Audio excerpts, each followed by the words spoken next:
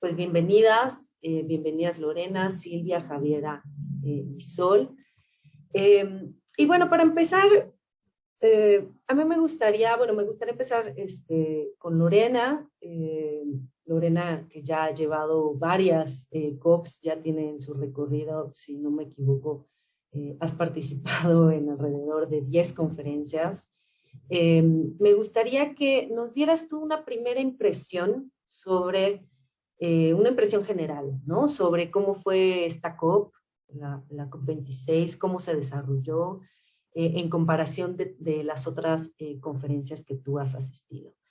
Pero no solo, digamos, tu impresión sobre cómo fue en general el evento, la conferencia, sino las negociaciones, o se habló mucho, ¿no? De esto de que las negociaciones fueron cerradas en comparación de otras ocasiones, los observadores no podían entrar, en fin. Entonces, un poco tu impresión general sobre cómo fue el evento, cómo se desarrolló en comparación, digamos, de otras conferencias. Bueno, buenos días a todos quienes nos acompañan desde esta transmisión. Gracias Mariana, gracias al proyecto, a Astrid, a todas un gran saludo. Es un honor para mí estar acá con estas compañeras tan importantes y sé que desde sus países también están haciendo mucha acción climática, eso es lo que requerimos. Y bueno, a nivel general yo quisiera dar algunas impresiones, primero desde la previa, ¿no? Desde la preparación que tuvimos para la COP. La verdad que con toda esta crisis sanitaria, con todo lo que estamos viviendo, ha sido muy estresante en el sentido de que, claro, las COP siempre se preparan, por así decirlo, desde sociedad civil un año antes ya te estás preparando con las agendas previas, con los eventos de coordinación. Y bueno, en esta situación también se entiende, pero este tema, para iniciar, de las listas rojas, las listas verdes, nos desbalanceó un poco, ¿no? Y nos estresaban porque nos mandaban una información, luego otra. Al final que logramos, sí, también con el tema de acreditación, por primera vez daban como varios plazos de acreditación y eso confundía un poco a las personas que ya teníamos establecido como una especie de logística para cada COP, ¿no? Entonces todo fue cambiando y tuvimos que adaptarnos a ello, ¿no? Eso como previo. Luego que también entendemos que para América Latina siempre se dificulta participar en espacios, claro, donde el nivel socioeconómico de la sede de las COP es demasiado alto para nosotras, entonces el tema de garantizar un buen espacio de trabajo, de hospedaje, de alimentación, porque eso también uno dice, bueno, me estoy preparando para una COP temáticamente, sí, pero logísticamente, si eso falla, luego te afecta, ¿no? Entonces, y creo que hay un factor tanto emocional y que preocupa, que es como dialogábamos sobre la ecoansiedad que nos ha dado a todos frente a todos estos retos de la crisis ambiental. Creo que eso a nivel logístico fue como una primera impresión. También en las agendas, no se compartían las agendas de la COP, normalmente se comparten con cierto tiempo y son mucho más detalladas, esta vez fue una agenda muy general y eso tampoco nos daba lugar a poder planificar mejor, ¿no? Lo que queríamos, en los puntos que queríamos incidir, creo. Y por último, algo que me llamó mucho la atención al llegar fue que cuando preguntabas algo, te daban una información, luego otras personas te daban otra información, los mapas no eran claros dentro de la COP y eso es algo que a nosotros los observadores nos interesa mucho porque lo primero que hacemos es llegar y ubicar los eventos paralelos, ubicar las salas de negociación para poder tener todo a mano, ¿no? Entonces sí me preocupó eso bastante y por último creo que algo que también me llamó la atención, primero desde la logística, fue también el tema de que por primera vez sentí que los observadores teníamos menos sillas, ¿no? Normalmente adelante están los estados y cuando hay plenarias abiertas, los observadores se sientan atrás y tienen varias sillas a disposición. Ahora noté, claro, imagino que con el tema de la crisis y todo lo sanitario, pero la verdad es que no había muchas sillas, entonces se llenaba muy rápido la sala y luego no podías ingresar, ¿no? Entonces tenías que estar muy atento a qué plenaria se abría, a quiénes se salían y poder tener un cupo para estar dentro de las plenarias. Entonces, por primera vez fue así tal vez excluyente por una parte, pero lo positivo tal vez es que como se transmitían ciertas cosas, algunos me decían, mira, si no podemos entrar, veamos en la transmisión, pero obviamente no era lo mismo, ¿no? Porque queríamos, estando en el lugar, queríamos estar mucho más cerca. Por otra parte, creo que Me preocupaba también que la información que generaban los periodistas normalmente antes se hacía por medio de boletines, o sea, había una información mucho más rápida. Hoy que estuvimos en esta COP, sentí que no nos estaba llegando la información como antes y eso es clave para nosotros para poder entender cómo está yendo el proceso de negociación, pero también cómo están yendo los temas más duros, ¿no?, de la negociación, que ahí habían redes de periodistas que estaban muy atentos antes en otras COP y en esta no se sintió esa presencia de la información que fluía, ¿no? Creo que esos puntos son claves y desde luego el tema y eso lo vivimos con Mariana, ¿no? El tema de los ingresos, el tema de hacerse las pruebas rápidas, que claro, eso antes no existía, te quitaba mucho tiempo y claro, es toda una carga, ¿no? Entonces llegas tarde a los eventos o tenés que levantarte muy temprano, entonces todo eso es un esfuerzo. La gente tal vez que no tiene esta experiencia o no ha tenido, puede pensar, ¿no?, que es fácil, vamos a los eventos y estamos ahí, ¿no? Pero es que hay toda una logística detrás de ello y creo que eso también a los observadores nos preocupa porque nos limita y nos excluye de ciertas cosas, ¿no? Porque no tenemos la capacidad tal vez de tener a disposición todo lo que quisiéramos tener para participar óptimamente. A nivel general, les puedo tal vez comentar esa primera experiencia entre logística y la temática, dentro de, solo para abordar un pequeño punto, ¿no? Creo que uno de los puntos fuertes de la negociación fue entender que sí se tenía que dar o consolidar el libro de reglas para el Acuerdo de París, y había mucha expectativa, tal vez eso también a veces nos falla, ¿no? Porque ponemos mucha expectativa en algo y luego cuando se va cayendo la negociación nos empezamos a frustrar. Ahí yo hablaba de que no requerimos más pesimismo, sino más bien reponernos ante esto y seguir y seguir y seguir, porque la crisis no va a parar. Y el COVID no tiene por qué ser una excusa para parar y no entender que esta crisis ecológica y climática sigue avanzando, ¿no? Entonces, en muchos discursos hablábamos, sí, que el COVID aquí, la crisis sanitaria, sí, pero es que una crisis no ha detenido otra crisis, y creo que ese mensaje tiene que quedar claro, porque estamos hablando de finanzas públicas y privadas que deben ir a sostener los presupuestos sensibles al cambio climático. Y ese va a ser un debate muy importante porque la financiación a excusa del COVID no se puede solamente derivar. Yo sé que el tema de salud es preponderante, pero como digo, esto no detiene el avance de este modelo que nos está arrasando y no ha detenido la crisis ecológica, ¿no? Tal vez eso como un primer punto. Muchas gracias, Lorena, por este primer comentario general. Creo que es un buen también eh, mapa, ¿no?, de lo que pasó en general en la COP, que fue complicado. Creo que las que estuvimos por allá lo vivimos, ¿no? No solo el hecho de las largas filas para entrar, el tema de las pruebas, los filtros, que creo que fueron excesivos en comparación de otras conferencias, el foro limitado, pero además, previamente también pareciera, digamos, esta cosa que dices de que no hubo suficiente información por parte de los periodistas, también nos comentaron que así como limitaron el espacio de los observadores para esta COP, limitaron también la entrada de periodistas, es decir, les dieron menos espacios a la sociedad civil y a los periodistas para estar dentro de la conferencia como excusa, digamos, de la emergencia sanitaria, del COVID, cuando en realidad, pues uno cuando entraba al espacio, ¿no?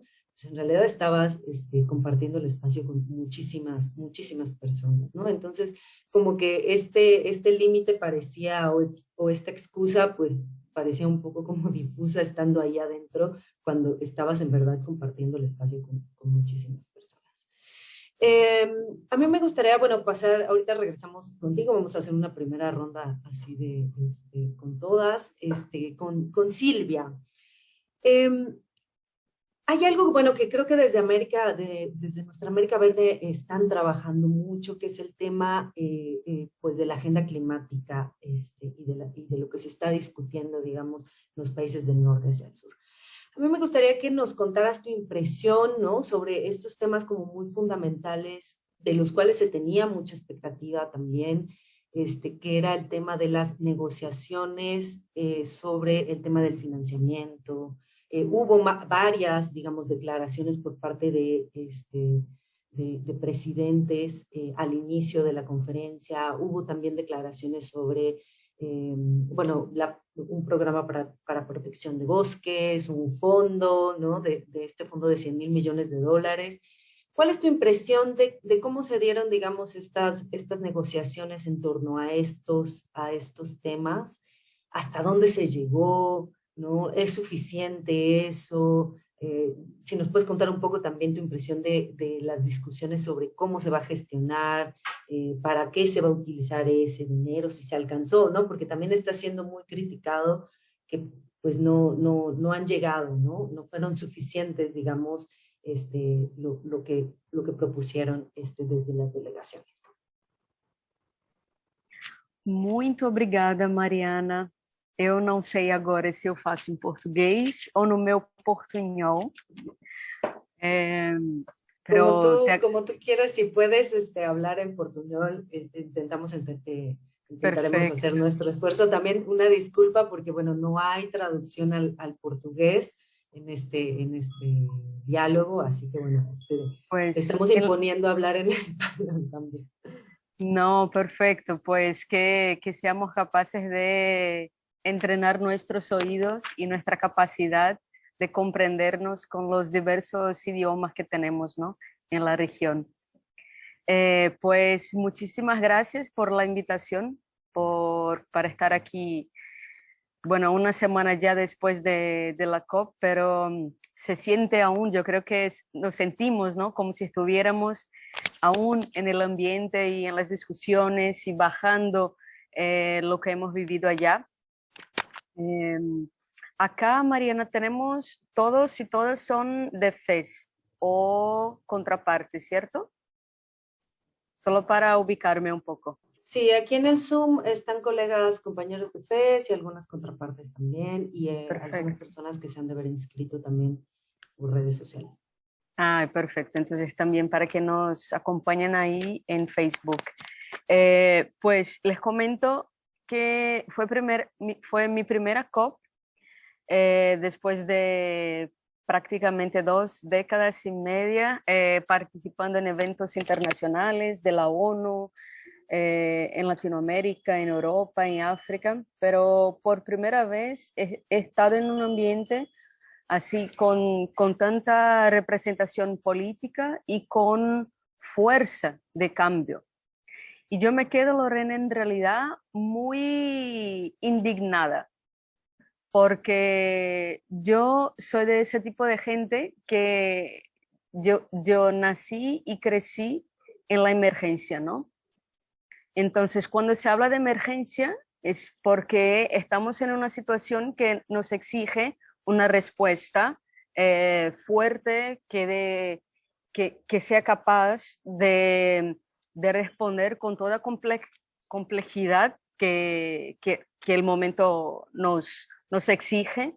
Y yo creo que en este sentido la COP ha dejado muchísimo para el próximo encuentro. Y exactamente empezamos por ahí, ¿no, Mariana? En los primeros 2 días tuvimos muchos líderes hablando de sus compromisos, anunciaron el fondo de 100 millones de dólares para salvar los bosques, la Amazonía, pero a mí me parece que nos parece en nuestra América Verde que fue más una estrategia de construcción de narrativa para lo que íbamos a vivir a lo largo de 2 semanas, que una voluntad real de inversión en los territorios y en las poblaciones que fueron a lo largo de los siglos afectadas, que somos afectadas por un modelo de desarrollo que produjo el cambio climático. Y me parece que las discusiones estuvieron siempre, pero siempre, muy alejadas de la causa del cambio climático. Y nos quedamos ahí mirando más algunos proyectos que eran vendidos por las corporaciones, por las empresas, de mitigación y las propuestas que tuvimos, que hemos tenido ahí en las mesas, en los pasillos, en los pabellones, respecto a adaptación, fue desde una perspectiva, a mí me parece, muy neoliberal. ¿Y por qué? Porque en Latinoamérica estamos trabajando en la idea y en la construcción concreta de un camino de transición verde y justa, ¿no? Y cuando hablamos de justicia, no se habla de cambiar, por ejemplo, la matriz energética de los coches.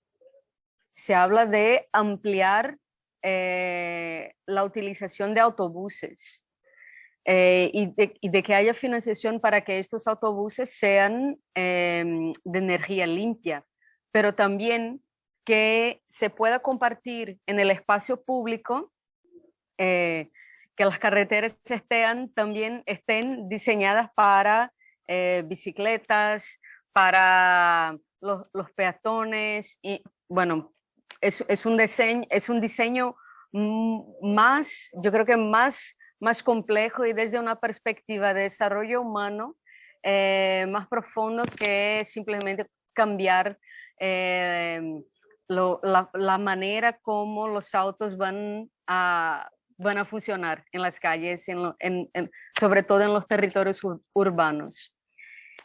Y ahí, en este sentido también, otro tema que es pérdidas y daños, se quedó se quedó muchísimo lejos de una decisión y de un camino de cuidado y de políticas públicas en el escenario internacional. Y se abrió y se dio yo creo que se dio mucho espacio a cooperaciones bilaterales que estarán más vinculadas a inversión público-privada que mismo entre naciones y desde el norte hacia el sur. Y yo quedo, Mariana, con la certidumbre de que para la próxima COP, y el trabajo empieza hoy, Lorena, que tenemos que crear una plataforma de acción política conjunta, ¿no? Cuando nos dimos cuenta allá en COP, y esta fue la COP, bueno, yo no estuve en las otras, como Lorena estuvo, pero se habló mucho y estuvimos también acompañando, siguiendo toda la preparación, fue la COP más excluyente. Pero esta exclusión no fue solamente por un tema de COVID, de pandemia, fue también porque no les interesaba nuestra participación. La pandemia fue una excusa, pero también la exclusión viene desde otro punto de vista, que es cómo llegan nuestros liderazgos, los liderazgos del campo verde progresista de Latinoamérica en un espacio como este, cuando ya tenemos en cuenta, antes de llegar, ya sabemos que somos la parte más débil de la corda, ¿no? ¿Cómo se dice? Del hilo. Bueno, entonces tenemos que crear una estrategia para actuar en bloque. A mí me parece que fue una de las primeras, ¿cómo se dice? Fue una de las primeras ponencias de liderazgos y yo creo que quedó ahí durante todos los días reverberando. Fue lo que dijo Mia, la primera ministra de Barbados, y ella dijo que los pueblos de nuestros territorios, los afrodescendientes, los pueblos indígenas, los pueblos que viven en las periferias, no pueden esperar por las decisiones de los grandes liderazgos, principalmente los países del norte, que viven una realidad muy distinta de la nuestra, que no tienen la misma necesidad, por ejemplo, de trabajo, de comida, de transporte, de vivienda. Entonces, tenemos un trabajo ahí, un largo camino para construir hacia la próxima COP. que es llegar con una agenda común y si podemos pensar en este espacio desde acá, desde FES, articulando las organizaciones, las contrapartes, los parlamentarios del campo progresistas, para que podamos llegar ahí con una agenda así, desde los territorios. A mí me parece que la próxima COP será más cerca de lo que necesitamos cambiar, porque, y cierro con esto, no podemos ser tan... A mí me encanta la utopía y yo soy una soñadora, ¿no? Pero también tenemos que trabajar con lo que tenemos de real, de concreto. Y en este momento los liderazgos mundiales no son del campo progresista. La gran mayoría es de derecha, es fascista, es neoliberal, y este tipo de gente no va a tomar decisiones que cuiden la vida de las personas, y tampoco se ven comprometidos con el bienestar común, o mucho menos con el buen vivir.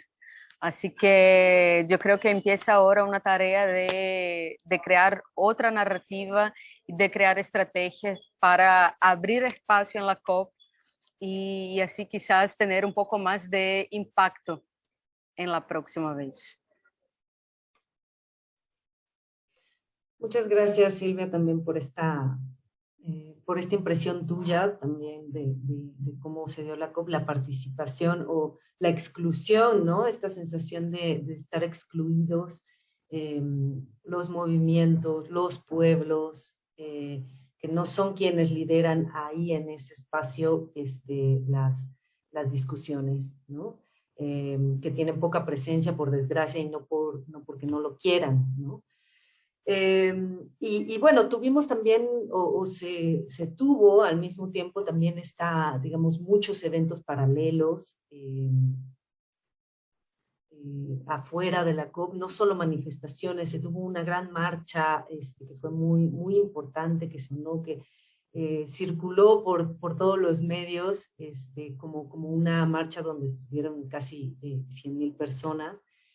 Justamente pues denunciando, ¿no? Un poco como lo que se estaba discutiendo adentro, excluyendo a todos a todos los pueblos, ¿no?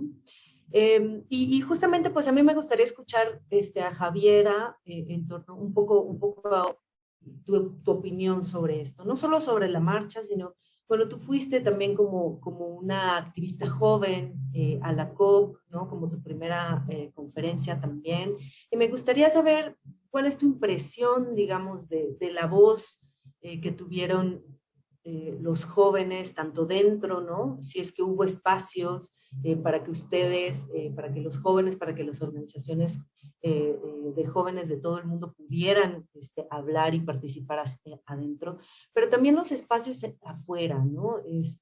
Los espacios afuera creo que fueron, o lo que vi, lo que escuché y leí, también fueron liderados, por un lado, por los jóvenes del mundo a través del movimiento Fridays for Future, pero otras organizaciones, y pues por los pueblos indígenas que también tuvieron una presencia muy importante. Así que, ¿qué nos puedes contar sobre eso, Javier? Bueno, muchas gracias, Lorena, Mariana y todas las personas que pertenecen a FES Transformación por la invitación. Realmente, bueno, escuchándolas a todas, no me siento tan sola en este sentimiento que me inundaba igual. Fue mi primera COP también, al igual que Silvia, y yo me imaginaba otra cosa totalmente distinta. O sea, quizás es un poco el ímpetu joven o lo que creemos, esta idealización. Yo también soy muy idealista, me gusta creer en las utopías y que lo podemos cambiar todo. Y por ejemplo, yo me imaginaba algo muy básico, que la comida en la COP era vegetariana o vegana, o sea, o en su mayoría, cosa que no es así. Creía también que en mi inocencia, creía que también yo pensaba con las mascarillas que ahora ocupamos, yo decía, oye, ¿me dejarán entrar con esta mascarilla que es desechable? O quizás nos van a exigir ocupar mascarillas reutilizables. Que si bien entregaron mascarillas reutilizables no era una obligación, de hecho, habían ciertas personas que incluso ni lo ocupaban bien. Entonces, ahí uno se va dando cuenta y empieza la reflexión respecto a cómo se dan estos espacios, o sea, los espacios donde se están discutiendo las políticas climáticas que quizás van a guiar el actuar de nuestros países a futuro. Realmente no plantea un cambio en su misma realización, sino que es bien tradicional, es un evento tradicional, con harto desecho, con harto gasto, con harta parafernalia también, con harto bombo, platillo de cosas.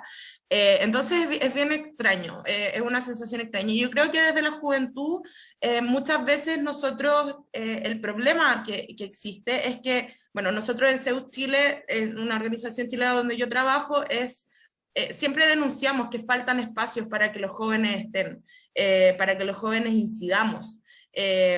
Porque tenemos jóvenes, pero no hay espacios formales de participación donde nuestras voces puedan ser incluidas. Y en la COP no es distinto. Yo veo la participación de los jóvenes en la COP es súper diversa. ¿Y por qué es diversa? Porque si nosotros nos enfocáramos solo en un aspecto, muchos jóvenes terminaríamos muy como desconsolados con respecto a la situación. Porque hay que tener mucho temple, hay que entender mucha burocracia, la diplomacia, hay que entender los tiempos internacionales, hay que entender muchas cosas, y el apuro y el arrojo que tiene la juventud y el movimiento de jóvenes por el clima es de urgencia. O sea, a nosotros nos invade una urgencia máxima que no se condice con los tiempos de estas conferencias. Entonces, ahí los jóvenes tuvieron, yo lo veo como un rol fundamental, porque la misma diversidad que tenemos en las juventudes implica que este ímpetu de urgencia, esta necesidad de acción, se va distribuyendo en distintos aspectos. Nosotros, por ejemplo, en CEUS Chile fuimos parte ya más desde una posición más de observadores. Tratamos de ver, bueno, cómo es ser observador joven en la COP26. ¿A qué nos tenemos que enfrentar? ¿Cuáles son las barreras de conocimiento, de acceso? ¿Cuáles son, cómo entendemos? ¿Cuáles son las barreras de entender esta monstruo que es de negociaciones, que es la COP? Y eso fue un desafío que veíamos que no se estaba abordando quizá, y nosotros quisimos dar ese paso para empezar a abordarlo. Más jóvenes pueden ser observadores. ¿Qué tenemos que entregarle a los jóvenes? ¿Qué herramientas deberíamos generar para que más jóvenes se motiven a ser activistas, pero también observadores, estar ahí con la sociedad civil, verificando, ver cómo actúan nuestros países, qué dicen nuestros países? Y por otro lado, también todas las juventudes activistas que ejercían otro rol muy fundamental, que era del decir, oye, estamos acá, los estamos observando. Hubo un par de manifestaciones dentro de la ¿cómo se llama?, de la convención, en donde, bueno, que eran autorizadas claramente, porque bueno, hay muchas reglas que yo todavía no logro entender muy bien, pero que eran manifestaciones de la juventud diciendo, oye, aquí necesitamos acción, necesitamos ambición climática, porque estamos observándolo, se dibujaron ojitos acá. Yo creo que esas manifestaciones, muchas personas pueden verlas como, pero ¿de qué va a servir?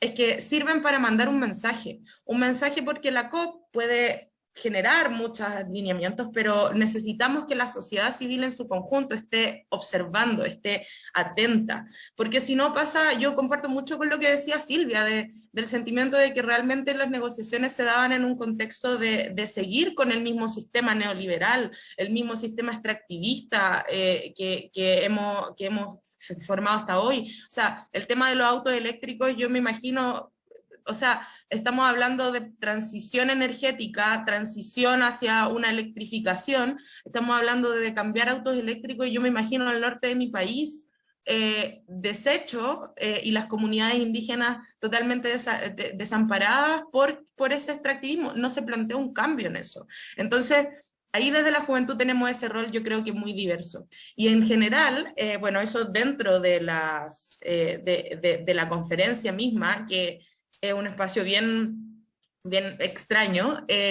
A mí en lo personal igual me gustó, en el sentido de que, o sea, me gustó en el sentido de que a mí me gusta igual el tema como de las políticas, es como que me encanta ese como tejimaneje que se da dentro, pero había que, sí fue fundamental, por ejemplo, el que nosotros en Zeus fuéramos un grupo de jóvenes y que estuviéramos súper vinculados con otros grupos de jóvenes para subirnos la moral cada cierto tiempo, o sea, para darnos apoyo y decir, bueno, lo que estamos haciendo acá es difícil, pero tenemos que sacarlo adelante, tenemos que sacarlo afuera, tenemos que llamar a más gente, no podemos ser, la próxima COP no podemos ser solamente nosotros 5, tenemos que ser más jóvenes acá, porque solo la sociedad civil y los jóvenes hemos movido la aguja de la ambición climática. No son los líderes mundiales, no son los que fueron a hablar los primeros 2 días y no nos dejaron entrar a las negociaciones, son la sociedad civil y las juventudes. Y eso se demostró en la marcha que fue el 6 de noviembre, incluso una marcha el 5, el viernes, también movilizada llamada por Fridays for Future Internacional, y ahí se vio la masividad que tiene el movimiento por el clima y la diversidad, y que no solamente vamos a estar en las calles, sino que también estamos dentro de la convención. Yo creo que el llamado fue súper amplio, y con esto termino. También hubo otra manifestación muy interesante, que fue en la plenaria final, donde todas las constituencias que eran de género, indígenas, jóvenes, sociedad civil ambiental, investigadores, investigadoras, dieron sus discursos finales, creo que eso fue el viernes, de hecho. Al final de eso hubo una marcha desde el plenario hacia afuera de la COP. Y esa manifestación yo creo que fue muy simbólica, por lo menos para mí, ya que demuestra un poco la conexión que estamos tratando de hacer.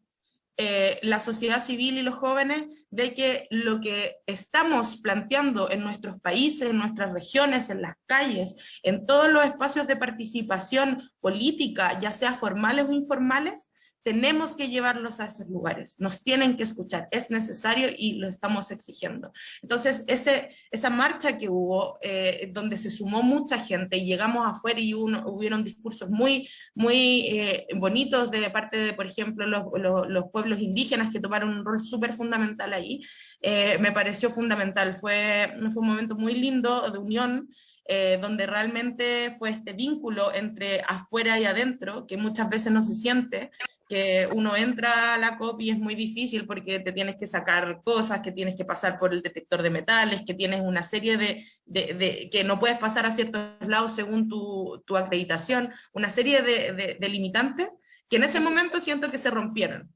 Y ese es el mensaje que yo creo que tiene que ir, o sea, los jóvenes y las juventudes estamos ahí y hemos iniciado un movimiento por el clima mundial, exigiendo más ambición climática, exigiendo más colaboración entre los países y exigiendo que los países ricos se hagan cargo del desastre que han hecho, y que también el mensaje es que no nos vamos a quedar solo ahí, nos vamos a quedar vamos a permear en todos los espacios, no nos vamos a quedar solo en las calles, vamos a estar en las calles, vamos a estar en los espacios de toma de decisiones, vamos a estar en la COP, y cada vez vamos a hacer más, porque necesitamos que realmente los cambios que estamos exigiendo y la transformación social y ecológica que necesitamos y que creemos. Una disculpa que te interrumpimos al final del cierre de tu participación, pero bueno, tuvimos este hackeo acá en la sala, así que bueno, vamos a intentar retomar la conversación. Y bueno, una disculpa también a todos los que nos estaban acompañando. Vamos a estar nada más ahora transmitiendo en el Facebook para pues evitar cualquier problema como el que acabamos de pasar.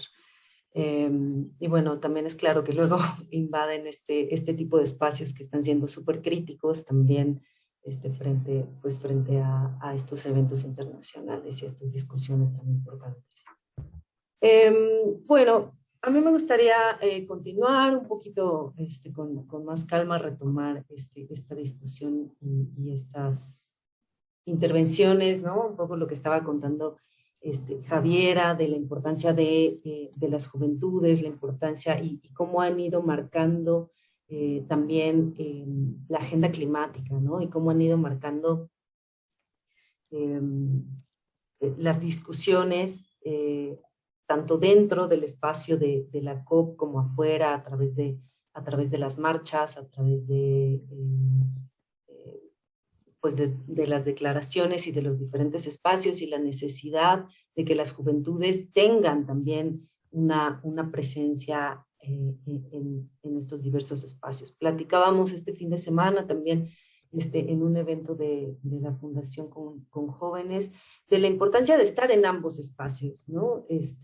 No solamente el estar afuera, el estar, digamos, denunciando y el estar como organizándose afuera, sino que también es necesario estar en los espacios adentro, en los espacios de estas conferencias oficiales que muchas veces son incómodas, que muchas veces no se está discutiendo lo que nosotros estamos discutiendo, pero es necesario estar ahí adentro justamente para poner estos temas, justamente para que las negociaciones no terminen siendo no terminen en nada, ¿no? No terminen, digamos, en estas negociaciones, un poco Silvia lo mencionaba, de tinte muy neoliberal, ¿no? Entonces, creo que es necesario estar en ambos espacios.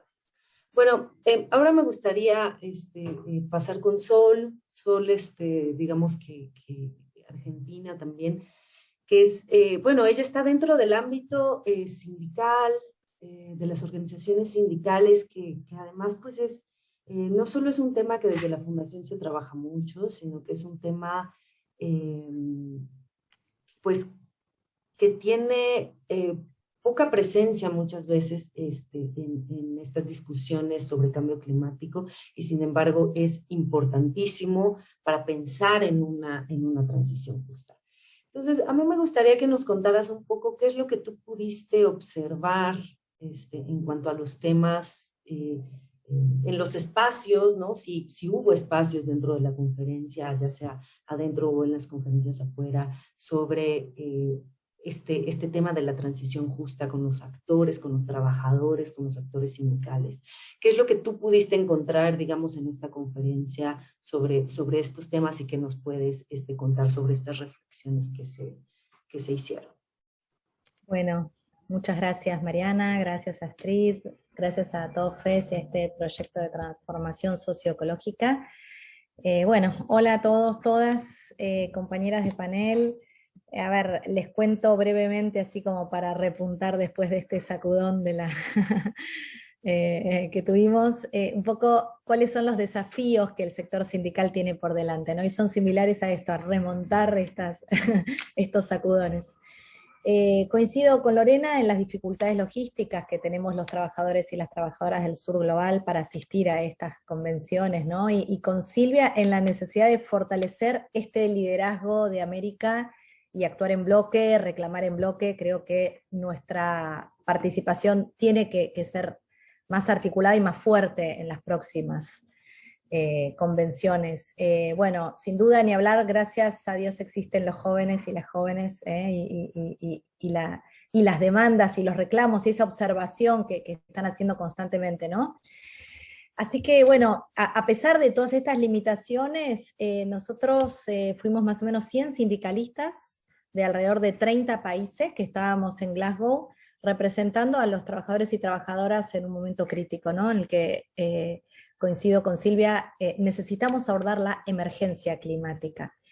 La misión de la CCI, de la Confederación Sindical Internacional, que representa más o menos a unos 200 millones de trabajadoras y trabajadoras de 332 organizaciones afiliadas nacionales en unos 163 países y territorios, fue asegurar que los trabajadores formen parte de la toma de decisiones sobre las políticas y las acciones climáticas, ¿no? Es fundamental generar confianza e impulsar la acción climática y la ambición climática, y para eso los trabajadores tenemos que estar presentes.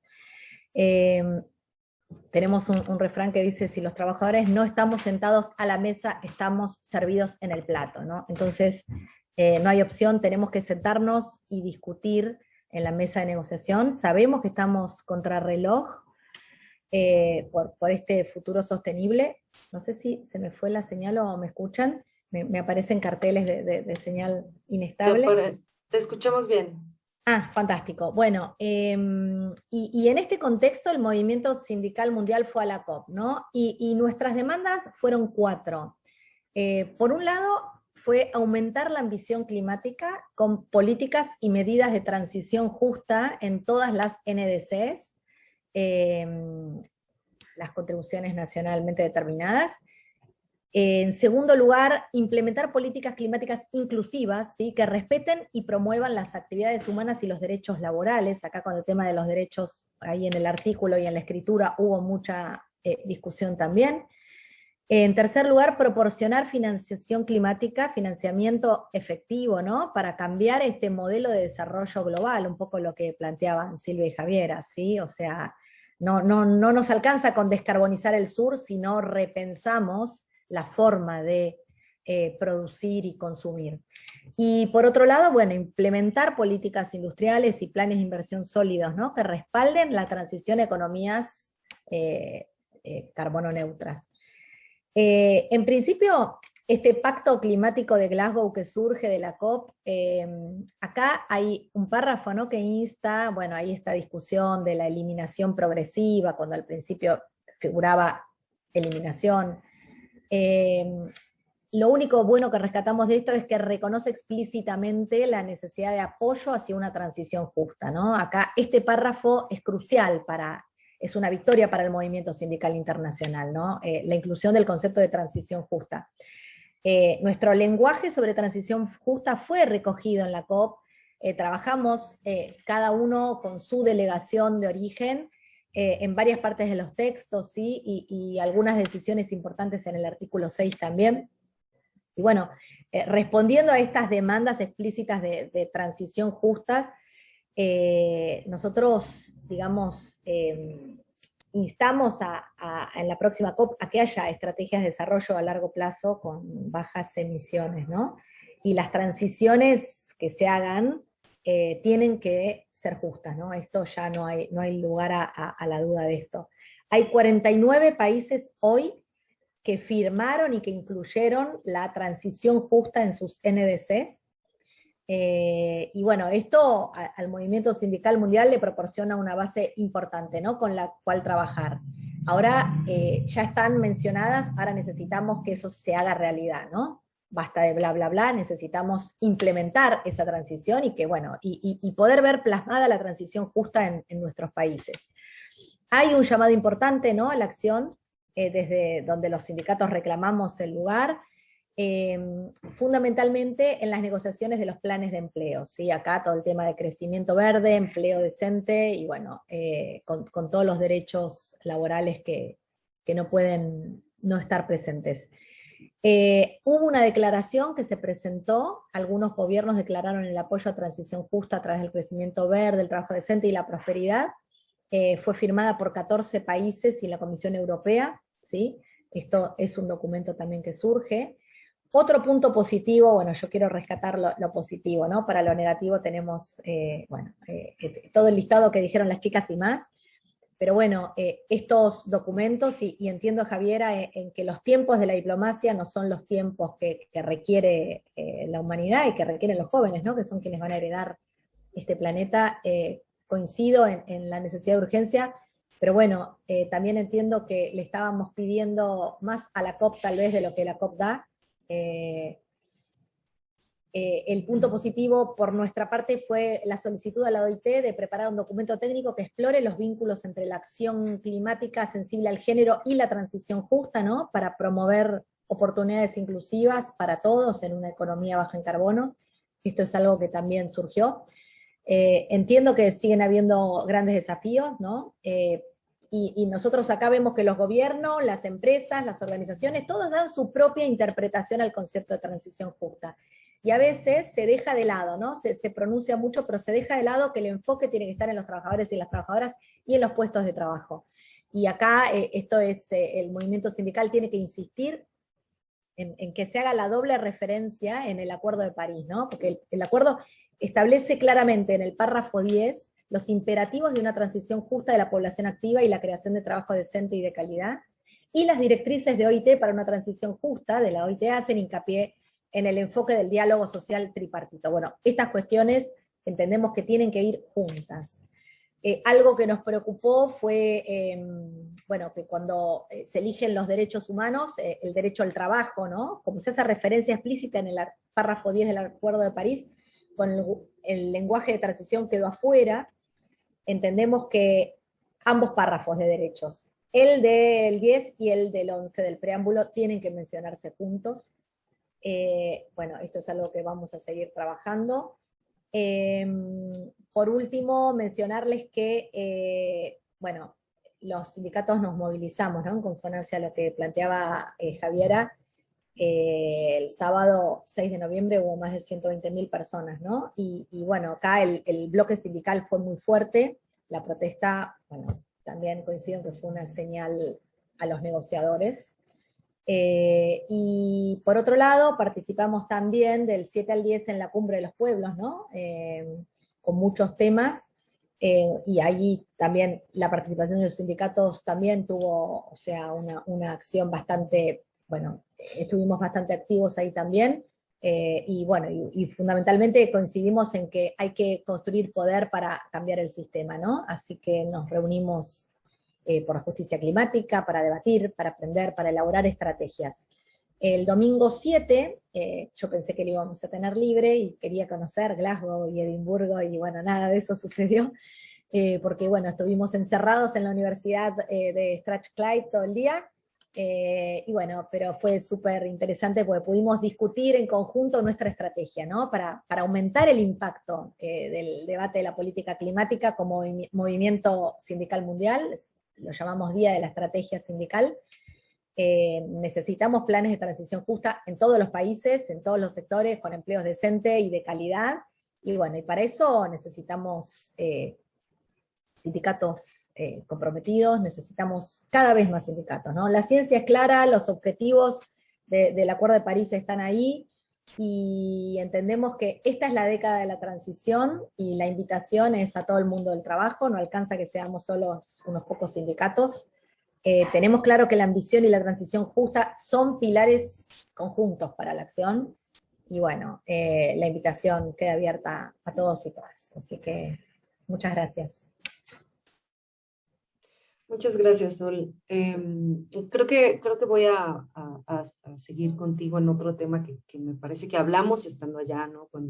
Cuando nos encontramos, que es cómo la diferencia, ¿no? de las capacidades que puede tener el norte para hacer esta transición justa con los trabajadores, y digamos las dificultades que tienen a lo mejor las organizaciones sindicales del sur para hacer esa transición, para plantear esa transición. No existe un financiamiento tan grande como lo puede haber en el norte. No tenemos esa capacidad de financiamiento para hacer esta transición, y que eso es hacia donde deberíamos apostar, ¿no? Pensar en una transición justa en el sur. ¿Cuál sería qué es lo que tú pensarías que podría ser estos elementos fundamentales para pensar, a diferencia, ¿no? del norte, esta transición justa para los y las trabajadoras en el sur?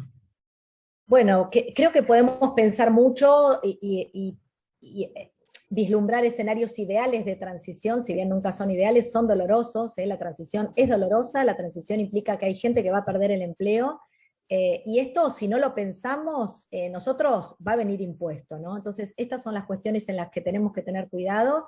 Es fácil en Europa hacer una transición con miles y miles de millones de euros como fondos para la transición justa. Eso no pasa en América, y eso es lo que tenemos que pensar, ¿sí? Nos van a imponer una transición que no va a ser justa.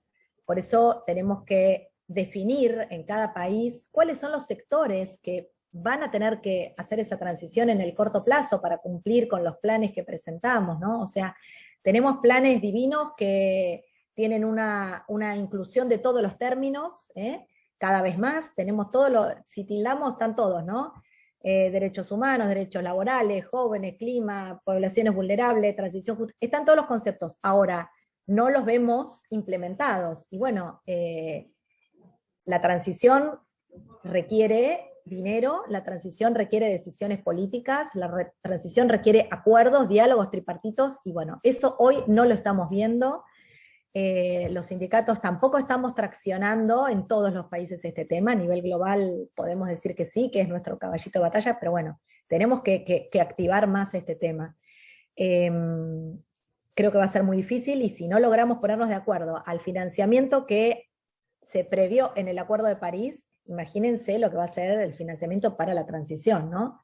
Creo que tenemos que, bueno, que estar muy atentos a esto y observar y exigir y bueno, y participar. Por lo pronto, bueno, tener algún, poder escuchar las demandas de los trabajadores y trabajadoras que quieren, qué es lo que quieren y qué es lo que necesitan y qué es lo que van a poder hacer, ¿no? Y qué respuestas se les va a poder dar desde todos los sectores, porque, bueno, necesitamos como humanidad que algunos sectores se reconviertan. Y bueno, así que somos todos un poco responsables, ¿no? Ya que tanto hablamos de las responsabilidades comunes pero diferenciadas, bueno, nuestros trabajadores, los del sur global, son los que peor la van a pasar, sin duda. Muchas gracias, Sol, por esta reflexión y también visión hacia una agenda para una transición justa en el sur, ¿no? Creo que hay muchos retos, a diferencia de lo que se puede hacer en el norte con las capacidades que tienen y con las capacidades que tenemos el sur, y que creo que eso también es algo que se tendría que discutir o se ha discutido dentro de de todas las discusiones sobre el tema del financiamiento, ¿no? Los países del sur global no tenemos la misma capacidad para hacer esta transición justa que los países del norte. No tenemos las mismas capacidades financieras para hacerlo. A nivel, perdóname, una cosita nomás, a nivel movimiento sindical internacional sí hay mucha colaboración por parte de los países que hicieron la transición. España fundamentalmente, que tiene, bueno, el Instituto para la Transición Justa, que tiene sede en Bélgica, bueno, trabajó mucho. España es un país que cambió, bueno, que hizo la transición en el sector del carbón. Ellos tienen ejemplos bastante exitosos, con mucho conflicto, no, que haya tenido éxito no quita que no haya habido conflicto, pero bueno, España es un país que brinda su experiencia, que de hecho, si alguno necesita hacer algo también podemos poner en contacto, y Alemania también está comenzando con la transición en el sector del carbón, ¿no? Así que, bueno, son dos países que tienen, los que más experiencia tienen en transición en este sentido. Así que, bueno, siempre se ofrecen para estar a disposición y no quería dejar de comentarlo. Perfecto, gracias. No, y es necesario también hacer ese intercambio de las experiencias de esta transición. Bueno, vamos a hacer una segunda ronda y también, bueno, si con algunas otras preguntas que tengo por acá, pero igual si ustedes quieren también hablar sobre algún tema que también les resuene, me gustaría mucho que pudieran hacerlo. El tema de la presencia de los pueblos indígenas durante la COP. Se está diciendo también que a pesar de que está catalogada como una de las COPs más excluyentes, que también fue una de las COPs donde hubo muchísima presencia de los pueblos indígenas, con todo el esfuerzo que eso se requirió para que volaran, para que estuvieran en los diferentes espacios. ¿Cuáles son, digamos, a mí me gustaría empezar a hablar sobre esto, cuáles son, Lorena, también Silvia, Javiera, cuáles consideran que son, digamos, como estas principales demandas de los pueblos indígenas que hicieron, también de los pueblos afrodescendientes, ¿no? que estuvieron presentes, y también hubo una delegación muy grande de mujeres indígenas presentes, mujeres indígenas y afrodescendientes presentes en la COP. Entonces, a mí me gustaría como hablar sobre esto porque para América Latina es fundamental. O sea, América Latina a nivel mundial y en estas conferencias todo el mundo dice somos un sumidero de carbono y sin embargo, bueno, el sector privado, diferentes tipos, el agronegocio por un lado, la tala, la minería, se están acabando de estos sumideros de carbono, lo vemos con la Amazonía, lo vemos con el Chaco también en Argentina, lo vemos en Centroamérica, aquí mismo en México también en el sur, ¿no? Toda esta devastación de estos sumideros de carbono que en estas conferencias internacionales se les está apostando como que hay que conservarlo y ya invirtiendo, digamos, en reforestación se va a solucionar, pero no están en esas discusiones los pueblos indígenas, que son quienes son, además, los habitantes de esos territorios y que son los que han cuidado esos territorios. Entonces, a mí me gustaría empezar con Lorena. ¿Cuál consideras tú, digamos, que son estas demandas de los pueblos indígenas, también desde Bolivia, también desde la Amazonía, que también me gustaría que habláramos un poquito de eso, que es un tema fundamental para América Latina? Muchísimas gracias, Mariana. Sí, continuando, ¿no? con este análisis, con este balance que estamos haciendo de la COP, creo que en lo que les puedo mencionar desde mi recorrido, en realidad los pueblos, uno, que sabemos que están custodiando y cuidando el bosque, los ecosistemas, porque en realidad es su casa, no es su medio de vida. Entonces creo que ahí ese rol que se les ha asignado también de cuidadores, tal vez de conservadores, tenemos que verlos desde una reflexión de la gestión integral de los recursos naturales, porque no solo se trata de conservar, sino se trata de que ellos están conviviendo con la naturaleza y con este medio depredador. Entonces, ¿cómo equilibramos o cómo podemos nosotros transitar a modelos alternativos, por ejemplo, de economía circular, economía comunitaria, turismo comunitario, diferentes iniciativas,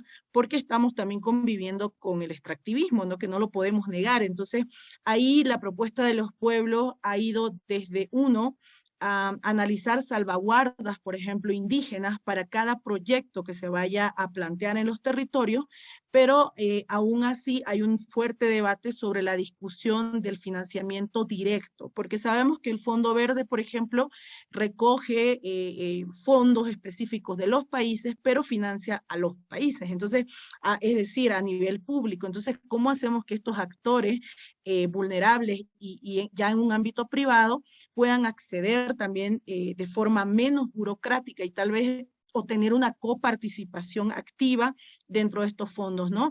Y creo que ahí también es muy, muy importante reconocer el rol de las mujeres frente a los conocimientos tradicionales.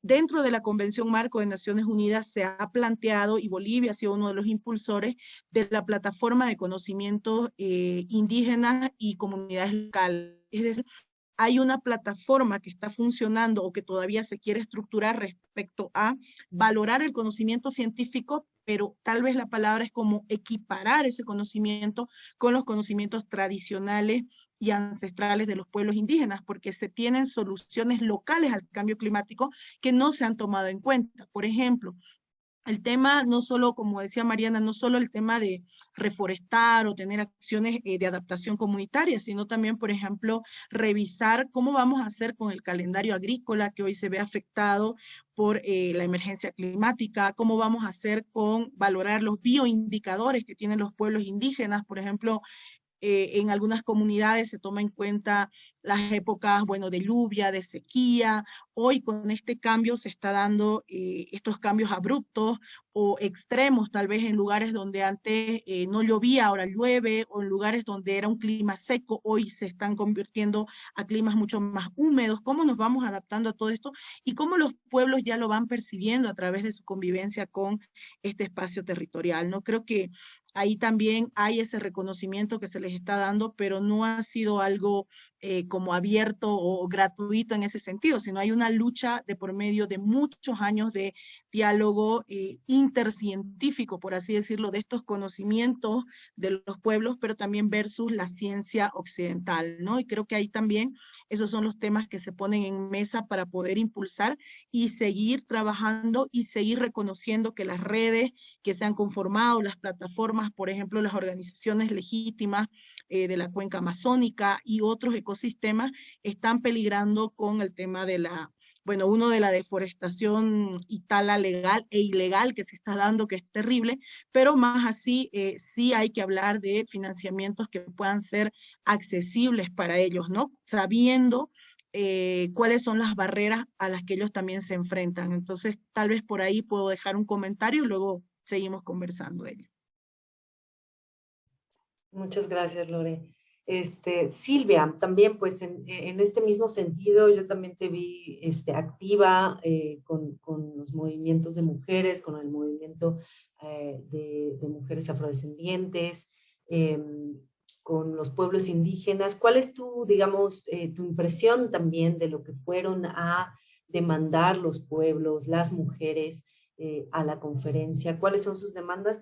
Y en particular también quizás con el tema de la Amazonía. Yo vi que, o escuché mucho que se habla del tema de la Amazonía, tanto dentro como fuera. Desgraciadamente hacia adentro, pues es el discurso más oficial de hay que invertir en la Amazonía, el sector privado es el que tiene que invertir en la Amazonía para protegerlo, etcétera. Y hacia afuera, en los eventos, digamos, de simultáneos afuera de la COP, pues claro, el discurso era con los pueblos indígenas diciendo es necesario que veamos la importancia de la Amazonía, ¿no? Y Brasil, bueno, como el país que más territorio amazónico tiene, ¿no? Y también que está sufriendo, en todos los países están sufriendo, digamos, una gran devastación la Amazonía, pero Brasil, particularmente por el gobierno actual, pues está viviendo una devastación descarada, ¿no? Yo diría de la Amazonía. Entonces, ¿cuál fue tu impresión al respecto? Pues yo creo que empezar diciendo que el éxito de la COP26, yo creo que está justo en la participación de los pueblos indígenas, de las juventudes, de las mujeres, de las organizaciones, de toda, bueno, como sociedad civil, ¿no? Y lo que hemos podido desde la plenaria oficial o en los pabellones, en las calles, mostrar al mundo que hay no solamente alternativas para el futuro, pero que sobre todo hay proyectos de sociedad en este momento siendo valoradas en nuestros territorios. Y la indígena brasileña, la indígena Suruí, Chay Suruí, la que habló en la COP, estuvo luego después recibiendo amenazas a su vida, a su familia, a su casa. Una de las indígenas de la delegación ha tenido su casa invadida y totalmente destrozada, por ejemplo. Y a mí, Lorena, a mí me parece que no se trata, no, es que para unos, yo creo que aún en el movimiento progresista ven el movimiento de mujeres, de jóvenes de las periferias y de los pueblos indígenas como algo como se habla en portugués, identitarismo, como si fuera algo muy pequeño, como si fuera una carita pintada o como si fuera una ropa que uno no se usa y no comprende que se trata de una manera de vida, ¿no? Que se trata de cultura, que se trata de cultivo del mundo, de la naturaleza. Y eso ya existe y estaba en la COP. Y yo creo que este fue para mí el éxito del encuentro, que podamos estar ahí y pudimos reconocernos cada uno y cada una en nuestras luchas. Después, Yo creo, Mariana, que esta COP fue la primera COP con masiva, en comparación a las anteriores, con masiva participación de una población negra denunciando el racismo sistémico y ambiental, y que eso tiene que ver con cambio climático. Porque, claro, por supuesto, Sol, tenemos que hablar de las NDCs y de las metas, pero estos números no se hacen de la nada. Ellos se construyen en la base de un modelo de desarrollo, de cómo se va a invertir en la economía, y economía no es sobre generar riqueza de manera concentrada. Economía es sobre gestión de un lugar y gestión de personas y de la fauna, de la flora, de todo lo que existe en un territorio. Y ahí, Mariana, tuvimos algunos puntos muy, muy interesantes, ¿no? Hay algunas organizaciones en América Latina que trabajan con pueblos originarios de Brasil, de Colombia, de Bolivia, que ya se conocen en la red. Vía Campesina, por ejemplo, con muchas organizaciones también trabajando la cuestión de la tierra, de la producción de alimento, pero sobre todo de seguridad alimentaria, y otras organizaciones. Entonces, hay algunos, yo no llamo de avances, porque es algo muy aún, yo creo que forma parte, Javier, de la diplomacia, porque consta ahí en los documentos. Hay algunos artículos en la declaración final que exactamente exprime el éxito de la participación de la juventud y de los pueblos originarios afrodescendientes, que están en el capítulo, por ejemplo, sobre colaboración, y es muy importante tener un párrafo que dice, por ejemplo, y los voy a leer, es súper corto, que dice que se reconozca la importancia, el rol de importancia que tienen la sociedad civil organizada, los pueblos indígenas, comunidades locales, juventudes, niños y niñas, y gobiernos locales y regionales en la contribución para el progreso de esta convención y sus metas, ¿no? Y hay otros capítulos y hay otros párrafos que están ahí de manera que exponen de manera explícita la necesidad de nuestra participación activa. Pero yo creo que yo creo que ahora es como cada organización, Lorena, cada grupo de organización que estuvimos en COP y las que no tuvimos, pero seguimos igual desde nuestros países, cómo creamos un proceso nacional y regional para bajar esta declaración a nivel de Asamblea Nacional, como que para tener discusiones regionales, subregionales, y cómo se refleja ese tipo de declaración en la legislación, en legislaciones nacionales y también en el presupuesto. Acá en Brasil hay dos discusiones. Una es sobre una actualización de las leyes ambientales. Y esta discusión está llevando mucho el senador Jacques Wagner, y está en conversación con otros senadores y senadoras de la región, más bien región y no continente. Y la otra es cómo la sociedad civil puede conocer el mecanismo que es, por ejemplo, el Acuerdo de Escazú, para que tengamos más fuerza en la participación social, en el diseño de políticas públicas, en el monitoreo de informaciones. Sobre todo necesitamos informaciones, datos desagregados para conocer más y de manera más profunda los problemas y las causas y cómo se puede cambiar las políticas y generar un proceso de cambio constante, ¿no? Y por fin las mujeres, yo creo que estuvimos ahí de manera muy fuerte, Mariana, en distintos lugares, ¿no? Estábamos en el frente en varios temas. Existía una agenda feminista, pero si miramos la agenda de COP, pusieron en la agenda oficial género y ciencia e innovación. Yo creo que fueron los temas de un día. Y en realidad que los hombres no lograron esta conversación, no sabían qué discutir.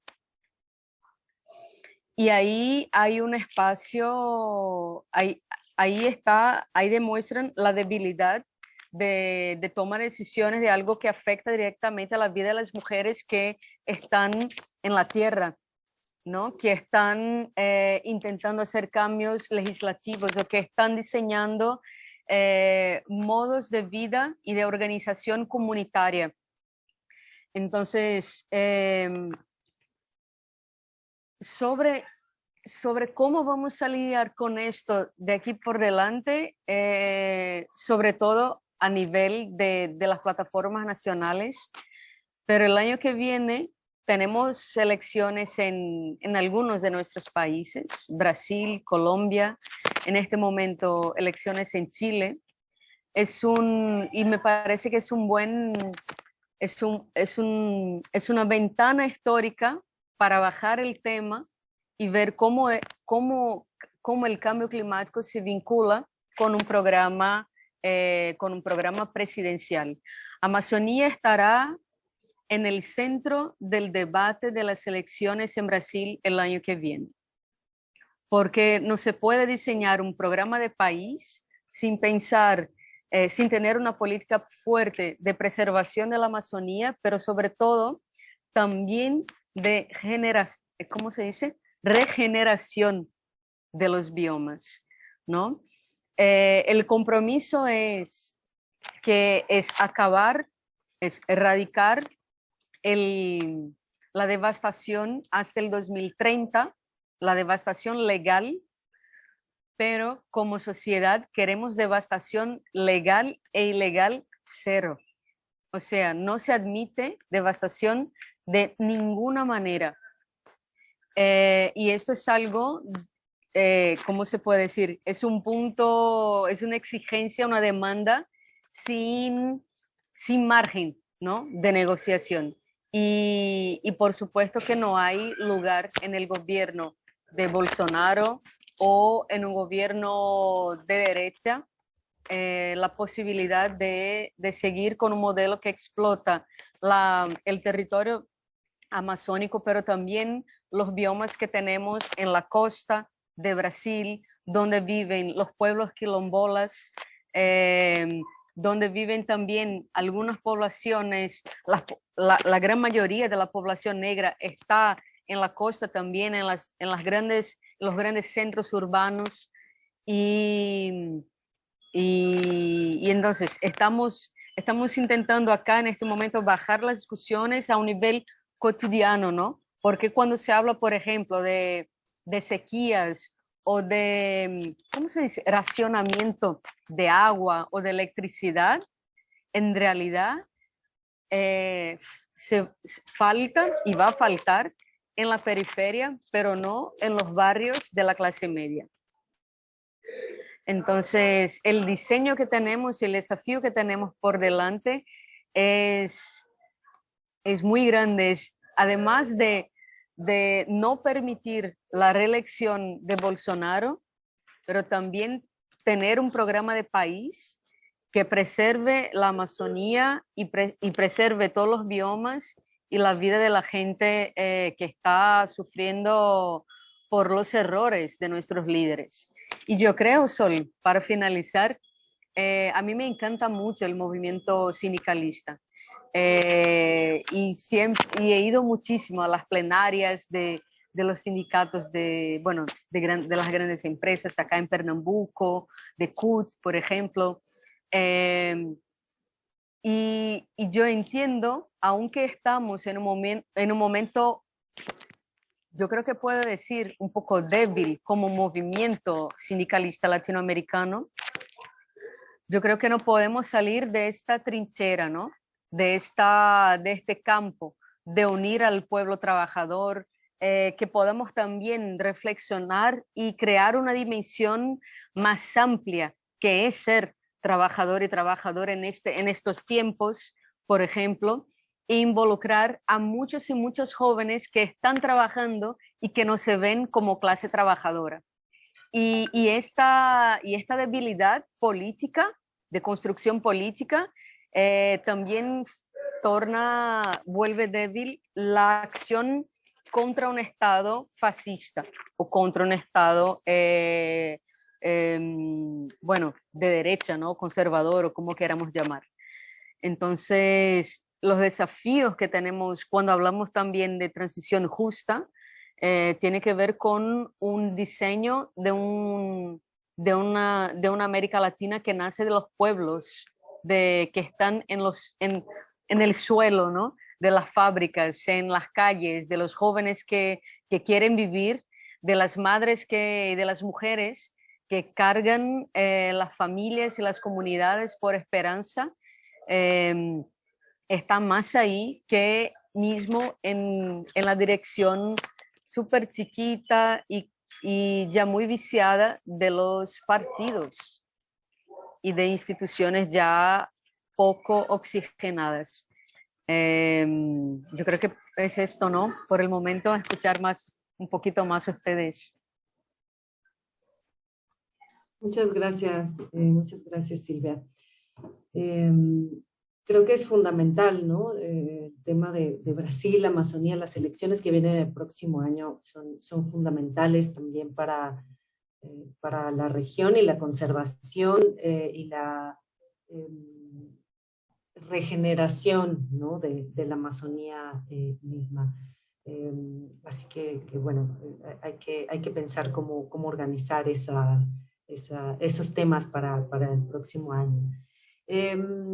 Javiera, bueno, ya nos estamos tenemos hasta las 11, tuvimos ahí una interrupción, pero que nos quitó un poco de tiempo así, pero bueno, Javiera, aprovechando, ¿no? Creo que estaría bueno también aprovechando la coyuntura de las elecciones ahorita en Chile, ¿no? Que nos hablaras un poco, también te vimos, bueno, estuviste ahí muy activa también en redes sociales durante la COP, también muy crítica frente a lo que estaba haciendo el gobierno de Chile, la delegación de Chile frente al tema pues de las declaraciones. ¿Cómo ves, digamos, en el contexto de las elecciones actuales, todo el tema de la agenda climática en Chile? ¿Se está pensando la agenda climática? ¿Quiénes lo están pensando? ¿Qué pasaría, ¿no? En caso ya tuvimos los primeros resultados, bueno, de la primera vuelta, van a segunda vuelta, digamos, entre estos dos candidatos de la derecha, bueno, el candidato de la izquierda. Entonces, ¿cuál es tu impresión y cuál sería tu opinión, digamos, sobre la relación de estas elecciones, de lo que viene, de lo que se espera también en Chile y un poco también de lo que se está discutiendo en la constituyente, en donde se están poniendo también algunos temas importantes para temas ambientales, temas de los pueblos indígenas, el tema del acuerdo de Escazú? O sea, hay muchos temas que en la constituyente se están pensando, pero que en las elecciones no necesariamente se están discutiendo, ¿no? Sí, bueno, nosotros en Chile fue un año de muchas elecciones realmente, hemos estado en un periodo, yo creo que desde hace un año y medio más o menos, de muchas votaciones de distinta índole. Estamos con el proceso constituyente que se inició el 2019 con el estallido social en nuestro país, después se canalizó de manera institucional para tener un órgano que escriba y que tenga el mandato de escribir una nueva constitución para el país, la primera constitución en democracia, la primera constitución escrita por las y los chilenos y gente, a partir de gente elegida específicamente para ello, porque las anteriores constituciones que habíamos tenido, en particular la constitución del 80 en Chile, fue escrita en dictadura, por un grupo de hombres que pusieron lo que quisieron, la aceptaron a partir de un plebiscito que no tenía ni siquiera como gente, o sea, como las actas de votación, no había nada, no había padrón, no había nada, fue totalmente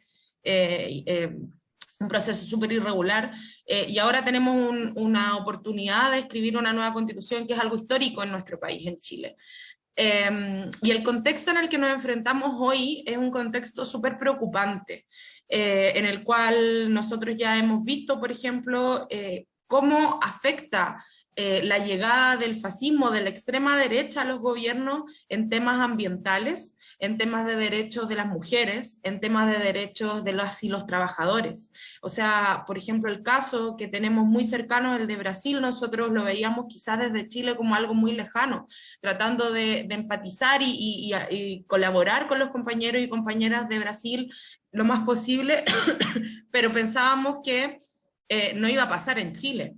Las últimas elecciones que tuvimos fueron de un giro a la izquierda histórico en el país. O sea, la aprobación por 80% del apruebo, que el apruebo era aprueba una nueva constitución, luego la elección de las y los constituyentes, que fue un viraje a la izquierda increíble. O sea, salieron muchas personas que militaban en partidos de izquierda, pero también muchas personas independientes con ideas del estallido social, que también eran ideas de igualdad social, equidad, protección a los derechos de la naturaleza, protección al medio ambiente, nuevo modelo de desarrollo para Chile. Todas esas ideas se vieron reflejadas en esa elección, y la derecha quedó, y los partidos tradicionales también, quedaron en una posición de clara desventaja.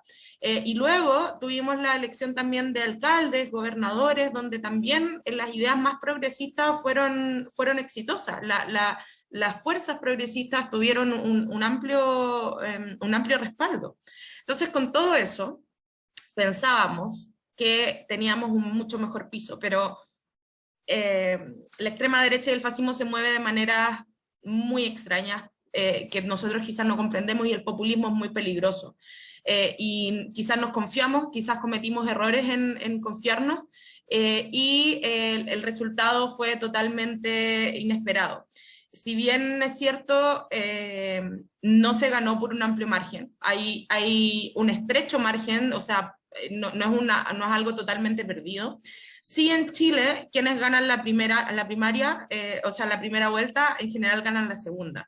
Sin embargo, creo que estamos en un contexto súper distinto, ya que antiguamente el contexto político en Chile era bien de duopolio, era una izquierda, por así decirlo, tradicional, partidos tradicionales que mantuvieron el poder por mucho tiempo, y una derecha que trató de arrebatar el poder, lo pudo hacer con Piñera 2 veces, pero que se mantenían también dentro de los márgenes muy tradicionales de la política.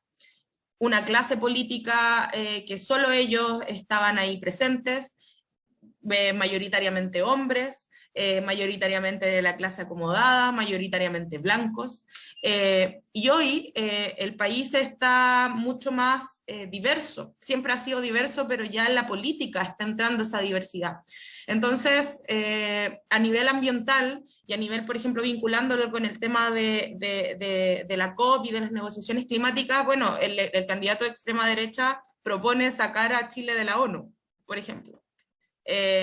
Propone que en Chile tenemos el tema de la descarbonización de las termoeléctricas, que genera muchas zonas de sacrificio, y él no cree que sea necesario cerrarlas. Él cree que hay que hacerlas funcionar con carbón limpio, carbón certificado. Entonces vemos un negacionismo climático, pero ya burdo. O sea, ni siquiera el sufrimiento de las personas que exigen hace años dignidad en su vida, que viven al lado de termoeléctricas y viven los embates de la contaminación, y que hay estudios que demuestran la alta tasa de enfermedades vinculadas a eso, los problemas de seguridad social, los problemas de trabajo, aún así se niega se niega el problema climático, se niega la emergencia climática. A nivel de derechos, las mujeres estamos totalmente desaparecidas en su programa, en su gobierno. Propone eliminar el Ministerio de la Mujer, propone dar beneficios solamente a mujeres casadas, va a eliminar el aborto en 3 causales, que es una demanda que nosotros logramos avanzar en Chile. Todavía no se legaliza el aborto, sin embargo hay 3 causales en donde se permite, que es violación, inviabilidad del feto y si es que la madre tiene riesgo vital. En esas 3 causales, que son mínimas, también lo propone eliminar, derogar esa ley, que es un mínimo de derechos para las mujeres. Entonces, es un peligro. Y por el otro lado tenemos un candidato que propone, que es Gabriel Boric, que propone en su programa, por ejemplo, avanzar en un gobierno ecológico, propone avanzar en una transición socioecológica y mirar de nuevo los sectores productivos desde una mirada feminista y también ecológica, donde pensemos cómo tenemos que seguir desarrollando Chile, porque los sectores productivos en Chile son el agro, son las energías, que realmente ya están sufriendo los efectos de la crisis climática, pero también tienen modelos productivos y formas de generar trabajo y producción muy anticuados. Nos tenemos que poner a tono con la crisis climática y tenemos que pensar cómo entonces seguimos desarrollando el país, y en qué forma y a qué desarrollo queremos llegar. Entonces, eso es lo que propone. Entonces vemos dos alternativas muy distintas y que lamentablemente yo creo que por un asunto de desinformación, por un asunto de mucha fake news que anda dando vuelta, por un asunto también de anticomunismo que es súper potente, o sea, nos catalogan a nosotros como los extremos que vamos a llevar al país a la ruina, y se llena a la gente de miedos que realmente no son así. O sea, lo que proponemos o lo que se propone desde un gobierno transformador y lo que se quiere permear en la política también es que se pueden hacer las transformaciones también de la mano de los partidos políticos progresistas, pero también de la mano de los movimientos sociales y ambientales que están presentes, porque eso es muy fundamental. Este cambio en la política que se está planteando y este cambio en la política y en la forma de entender el gobierno que se plantea desde la candidatura que se está enfrentando al fascismo, no viene solamente de una elaboración que venga de las personas que son parte de los grupos políticos, de los partidos políticos, que ahí bien decía Silvia que a veces, y si es que entendí bien también, en los partidos políticos también hay reticencia, o sea, a estos cambios. Los partidos políticos muy pocos apoyan una transformación socioecológica, porque la transformación socioecológica implica también distribuir el poder, distribuir la riqueza. Es un cambio político, no solo un cambio a nivel de política, a nivel aquí que vamos a cuidar más el medio ambiente, es un cambio político profundo. Entonces, también hay reticencia de la política tradicional, pero cuando los movimientos sociales, las juventudes, los movimientos indígenas van ahí y se toman ese espacio y también exigen tener ese espacio en el poder, entonces no hay nada más que hacer que construir un proyecto político conjunto, donde la política tradicional ceda espacio a estos movimientos que representan a gran cantidad de la población. Entonces yo creo que ahí está como la elaboración que se empieza a mezclar entre los movimientos ambientales y la política misma. Yo creo que es súper importante que como activistas también tengamos un pie dentro de la política. Quizás no militando en un partido político, quizás ese no es nuestro lugar, cada uno decidirá cuál es el lugar que quiera, pero sí teniendo una voz ahí y poniendo los puntos, porque tal como la política tradicional no avanza, los partidos progresistas tampoco van a avanzar si es que no estamos nosotros también empujándolo. La transformación socioecológica es algo complejo, y cuando se habla de ceder poder, ahí empiezan los problemas. Entonces, hoy la situación en Chile es compleja, pero por lo menos yo tengo esperanza de que vamos a lograr dar vuelta a este resultado. No es un resultado que nos sepulta, sino que es un resultado que yo creo que nos impulsa a saber cómo las propuestas que se tienen y las elaboraciones que se han dado pueden permear a la población general, porque eso es otro elemento súper importante, y con esto también voy a ir cerrando, que lo que mencionaba Sol también con la transición justa. estas discusiones no pueden quedar solo en el mundo ambiental o en el mundo sindical, no pueden quedar incluso en algunos sindicatos. Tenemos que permear a la población completa, tenemos que hacer que nuestros vecinos, vecinas, que toda la gente sepa y entienda por qué es importante hacernos cargo de la crisis climática y por qué es importante el trabajo que hacemos. O sea, y por qué también es importante que ellos se sumen. Sin eso, no vamos a poder tener una visión política general donde los próximos gobiernos se hagan cargo de esto de manera seria. No vamos a lograr correr el cerco. Lo hemos logrado correr con mucho esfuerzo, pero también necesitamos que seamos cada vez más. Y yo creo que ahí los mensajes políticos y los nuevos proyectos progresistas que se pueden ir formando deben tener un componente ecológico importante, porque necesitamos que la población completa, todos los habitantes de Latinoamérica y el mundo, comprendamos lo importante que es esto, o sea, que también es un tema político, que no solamente un tema sectorial, es un tema político profundo que nos va a afectar a todos y sobre todo a las poblaciones más vulnerables, pueblos indígenas, mujeres, sectores más marginados. Entonces, es bien complejo y bueno, ahí vamos a estar también buscando las experiencias de nuestros compañeros en Latinoamérica que han vivido quizás situaciones similares y que nos pueden enseñar también de cómo enfrentarlo, porque también la unión de experiencias dentro de la región es fundamental para enfrentar estas situaciones complejas, pero que vamos a enfrentar con valentía. Muchas gracias, Javiera. No te quise interrumpir también porque este último mensaje de fuerza y de esperanza también, ¿no? A pesar de, bueno, la batalla, digamos, en las elecciones no está perdida, y creo que es importante seguirle apostando, seguir trabajando. Así que no, muchísimas gracias también por este mensaje. Bueno, Sol, te paso la palabra también. Hay algunas también menciones sobre tu intervención anterior. No sé si quieras decir algunas cosas. Y si no, rápidamente a mí me gustaría preguntarte, ya estamos casi en el tiempo para cerrar, pero me gustaría si nos pudieras contar tu impresión o si tienes alguna impresión sobre, digamos, como esta mini reunión que hubo también dentro de la COP entre los países del Mercosur. Que se reunieron para hablar y discutir rápidamente pues el tema de cómo van a abordar el sistema alimentario en unos países donde el agronegocio pues es sumamente devastador o está siendo sumamente devastador. No sé si quieras dar alguna opinión de eso o pues también dar algunas opiniones sobre el tema sindical que ya se había mencionado. Bueno, sí, sin duda que esos fueron temas candentes, Mariana. Me gustaría responderle tal vez un poquito a Silvia y a Jessica con estas cuestiones de la representatividad sindical, ¿no? Coincido, Silvia, y hubo dos compañeros de CUT Brasil que estuvieron.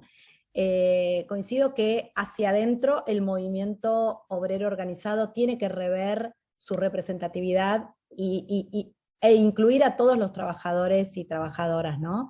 Esas son discusiones fuertes que tenemos, en Argentina nos pasa, con los movimientos sociales, que son una fracción muy importante de la población, y bueno, ¿y qué pasa con estos trabajadores, ¿no? Esto es un debate hacia adentro del sindicalismo que te aseguro que es complejo. Y bueno, y sí, y coincido en ese sentido también con Javiera, que no es solo, o sea, este debate tiene que estar abierto no solo a los trabajadores sindicalizados, sino a todo el mundo del trabajo, y ahí es donde articulamos, ¿no?